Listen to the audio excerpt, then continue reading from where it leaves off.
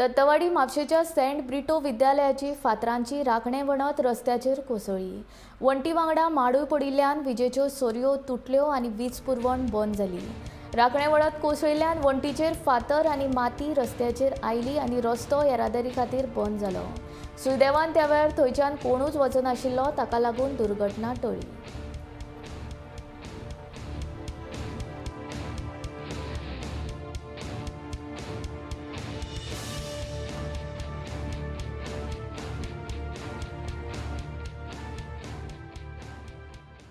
Last year आमी तांकां collapse जाली तेन्ना आमी नोटीस दिल्ली तांकां स केल्ली की फुल्ली वॉल आसा पळय ती डेंजरस आसा म्हणून, आनी तेंच्यांनी तेजेर आजून कांय एक्शन घेवंक ना आनी आयज ती वॉल कॉलेप्स जाल्ली आसा।